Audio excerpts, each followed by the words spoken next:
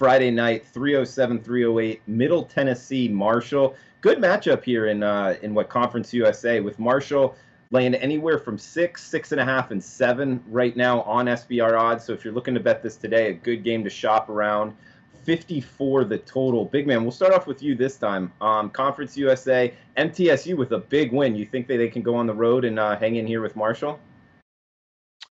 Yeah, I think they can, but you look at what has happened over the last 2 years. They haven't even been in the building, Middle Tennessee. Marshall's absolutely crushed them the last 2 years. Doc Holliday's had a good way of figuring out Rick Stockstill's team. And look, you got one more year of Stockstill's son at quarterback, and the kid can toss it around. No one will ever argue with that. And I think if you look at Marshall, the one knock on this group has been their secondary. They haven't been a particularly good passing defense, and that's somewhere where I think they'll struggle in this game. But then I look at Middle Tennessee, and I thought maybe last year they had turned a corner on defense. They brought in Scott Schaefer, who had been at Syracuse. He had did some nice things there. And they turned a bit of a corner, but it's back to the same old this year. They can't stop anybody. I'm going to look towards a total. If I'm getting a total around, I would think high 50s in this game, maybe 57, something like that. I'm probably going to look to bet it over the number. I do think if you can get 7, though, I have a feeling Middle Tennessee can hang around. They went through a couple years, the same team, where Marshall's just kicked the shit out of them. I have a feeling this one might be a bit different. I'm under the impression it's a close football game, but neither of these teams have been good in favored and dog roles, so I'm not running to the window to grab them. And as far as I can see, you can't even get a 7 anymore. It's down to 6.5. For a team that gives up over 36 points a game, I'm not running to the window. I think we see some offensive firepower in this game. I think both teams just kind of go back and forth. Yeah, I think both of these teams are pretty good. So I kind of have them both bet on teams. I'm not really sure what to do with this matchup. But Kelly, do you like this? Do you like either side in this one? So not really. As you know, I don't really follow too much of Conference USA, but I did bet NC State a couple of weeks ago over this Marshall team. And the reasoning behind it was because I thought not so highly of Marshall, and I still kind of feel the same way. I'm not rushing to bet Middle Tennessee either. I'm looking at it here. I think the line's about right. Yes, of course, Jeff's also correct. If I could get a 7, I would definitely consider betting Middle Tennessee here. I agree with you. They had a nice win over FAU last weekend. I didn't think it was going to get there. I kept checking the score because my buddy sent it to me as a play, and I said, okay, I'll join you. And the whole time I was like, this is terrible. And then sure enough, they ended up winning outright. So that's kind of where I'm looking at in this one, but not really a big opinion. Like Jeff said, they've really struggled against playing Marshall the last couple of years. So I would think that it is going to be another one of those kind of outcomes. I'm looking. Middle Tennessee was a 2-point dog last year, 8-point favorite in 2016, and got blown out basically in both of those games. But I like to think that they could probably keep it a little bit closer this year. I think Drew, that's one of the Oh, sorry. Yeah, go ahead, Big Ben. No, I was just going to interrupt. I think that's one of the reasons you see this line at 6.5, 7. I mean, if I'm looking at both these teams on the surface, I think they're pretty similar, frankly. I think even Middle Tennessee might be a slightly better football team. But then you look at Middle Tennessee against step-up competition, they didn't get the job done.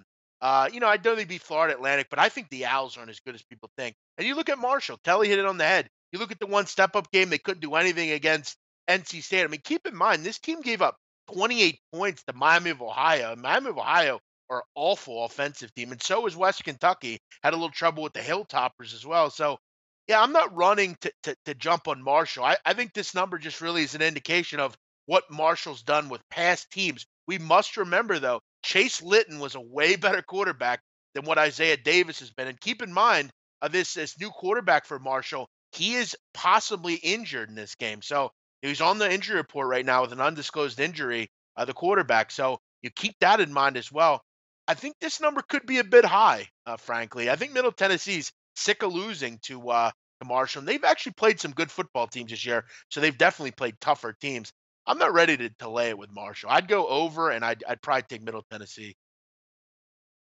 Kelly, Big Man brings up a lot about like the last year's matchup, the year before's matchup. Do you bring that a lot into your handicapping, carrying over what happened last year into this year? I think you have to consider it team by team basis based on how many returners they have, if they have a new head coach. I mean, there's a lot of factors that goes into, does it matter about last year's team or not? You know what I mean? We could talk I'm trying to think of a team in specific. Okay, UCLA. You want to use last year's stats. Well, it's a little bit different when you have Josh Rosen as your quarterback. And we've seen UCLA just absolutely struggle with Chip Kelly this year. So you can't take a team like that and talk about what they did last year versus this year as often, unless maybe there is a specific revenge spot. And, they have 8 starters returning on defense and 9 on offense, and these kids remember, a bad loss or something like that. But for the most part, I think you can look at it from certain teams. Yeah, sure. The Texases of the world last year, do you think that they were going to remember how they played in that Maryland game? And sure enough, it didn't even matter. So just things like that, where even if they are returning a ton of guys, it's something that's small, but I do think it's probably important. But again, it's case by case. With schools like this, it's important. I think it's useless with some of the big boy programs. I hear people mentioning it with like certain schools. I'm just kind of like, people mention it in basketball at them, college basketball, and for Kentucky, it has no bearing on. They're totally different team. It's like some of these guys that bring up stats from 20 years ago. How is that relevant to today? I'm not really sure. But in a school like these, 2 of these schools, a lot of them are 4-year players, and they are going to remember stuff like that. Hey guys, thanks for tuning in to our channel. Now, we've put a lot of work into producing all these free videos, so please help us out and keep all our content free for you forever by simply liking, sharing, commenting, and subscribing. Now, not to mention, a visit to our industry-leading website will warm the hearts of all our SBR employees, especially myself. Now, the links are over there to the left, so do check those out. Thanks for watching.